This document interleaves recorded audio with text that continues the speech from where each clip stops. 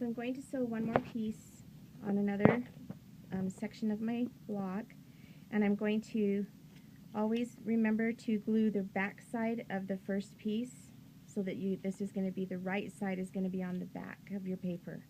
So I'm going to place right sides together, and when you flip it over, just kind of make sure that you don't fold under the fabric, and you're going to want to try and sew as straight as you can on those lines. Now this piece is my center. My first piece was beige, my next one is gold. So I'm going to put a gold one on, and what you're doing every single time is you're just going to sew on the line, and then when you press, it'll flip over.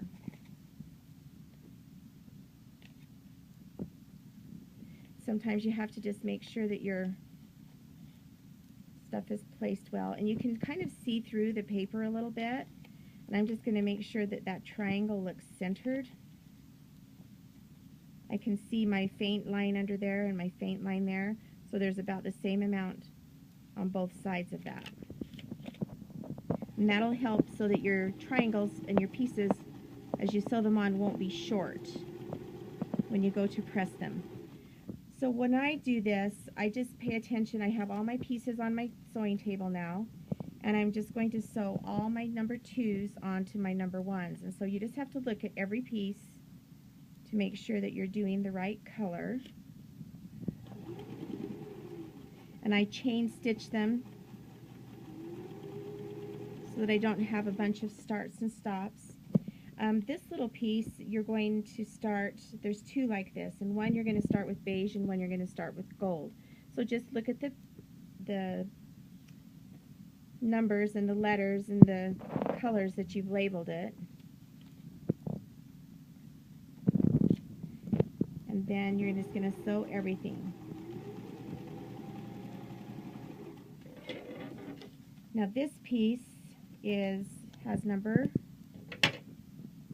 2 on it, and so after it's pressed, you can just finger press 2 instead of using your iron if you want. Okay, my next piece is number 3, and it's a beige, and it's a triangle. So I'm going to get one of my beige triangles, and when I flip my pattern over, I'm going to realize that here's my fold, and can you see that shape right there? That's the direction my triangle is going to go. So I flip it right sides together so that after it's sewn, it'll turn like this. And so you just kind of have to learn how to place your triangles and your other pieces so they're going the right direction. And when you're doing a seam that ends in the middle of your unit, like this one, you go out a little ways past, about 1/4 of an inch past, and backstitch, and then you're going to have to take it out of your machine. Let's see.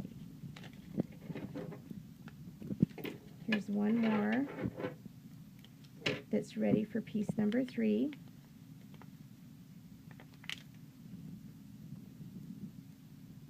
And it's a beige triangle, and it's going to go right here, so I'm going to flip it this way.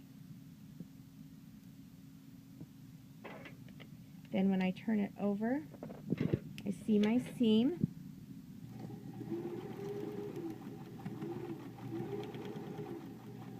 So you continue to do this until all your pieces are covered. See, this unit is now done, so I'm going to press it and then set it aside. This unit, I would suggest starting with the straight units first, because then you're not going to get mixed up and you'll get the hang of it before you do the little trickier ones. Triangles are tricky. That's why I have you pre-cut them. Okay, now after you have all the number 2s on, you're going to trim. And you're only going to trim the fabric, and I can tell where I need to trim this by following those fold lines. So I'm going to look at my pattern, I'm going to flip it over.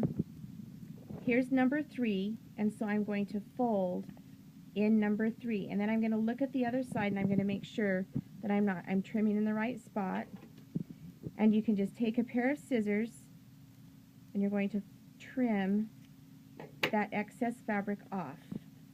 When I fold this back, I hope you can see that my trim was right along that fold line, which is 1/4 of an inch past.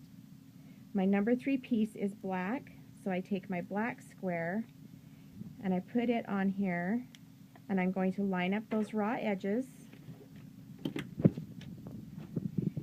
and then I'm going to sew that seam across. And you start and stop your seams 1/4 of an inch at least once you get past there. And I'm going to take this one out of the machine so that I can show you and repeat that process of trim.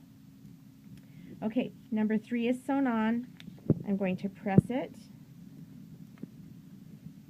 And you can see it's not as important that this is straight because our squares are extra big and I have extra paper to allow for a little bit of crookedness.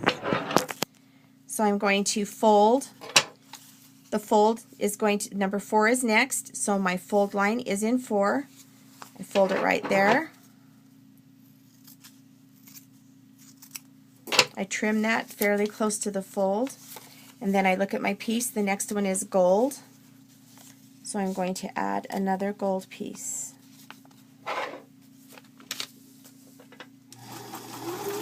So every time you add a piece after you've got number 2 sewn on, you're going to fold the paper, you're going to trim off the excess fabric,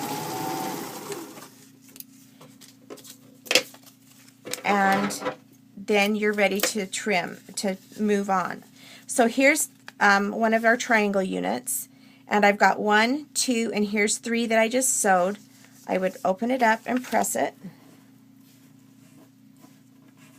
and then I'm ready to trim.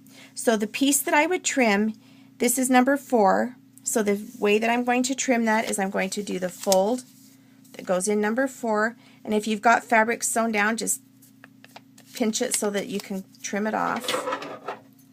And I'm going to trim that even though it's just a little bit. And this is the side that I trim because that's next to piece number 4. I'm not going to worry about piece number 5 yet. This is another base triangle, and do you see that it's going to go that direction? So I'm going to put this down. I can see through my paper that my solid line is right there, so I'm going to make this just a little titch bigger so that it'll hang out past once I sew it and flip it. This one has to start in the middle, so I just start just a little bit past my seam line.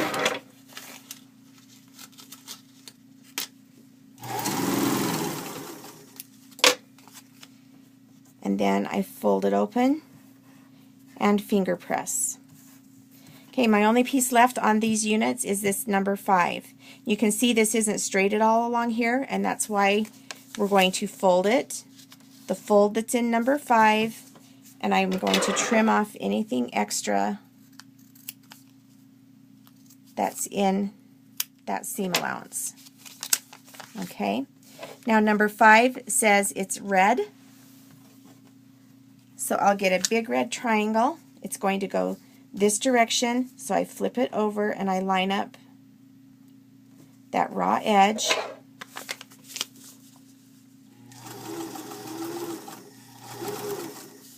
And I'm going to sew clear across, and then I go off the edge.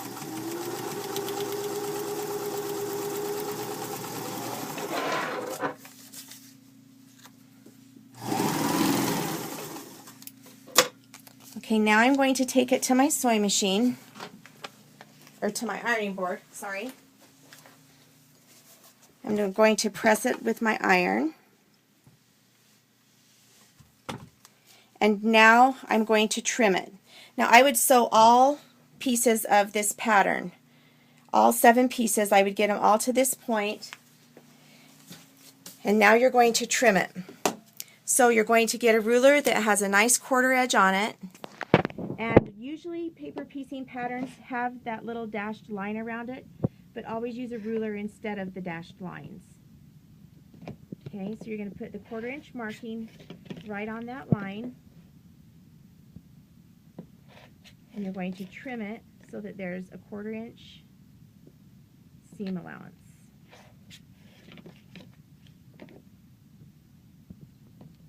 This month in Saturday Sampler, you're doing 2 blocks. I would start with the other block, the night and noon block, because it's a little bit easier and it's bigger pieces than this. And see how that unit ends up being all finished. Then here's another one, and so when I go to sew my block together, they're going to be all finished and ready to sew together. There's a couple of options when you go to sew the units together. Some people say to never tear off the paper until you're done, but I kind of like to, so you're just going to have to practice and see what you like. When you go to tear the paper off, it's easier to kind of crease it along the stitching, and then you just tear it off. And if there's little pieces that don't come off, just get them with your fingernails or a pair of tweezers, or you can get them out fairly easy. And you'll see that you'll end up with a bunch of little tiny spots where you've crossed over, and that's partly why I don't like to leave my paper on when I sew the separate units together. But you can get them out, and then you can sew the units together. And since you've trimmed the 1/4 inch, you should be able to put them together fairly easy without having any problems. And we'll take a picture of the block when it's all done, and then we're all finished.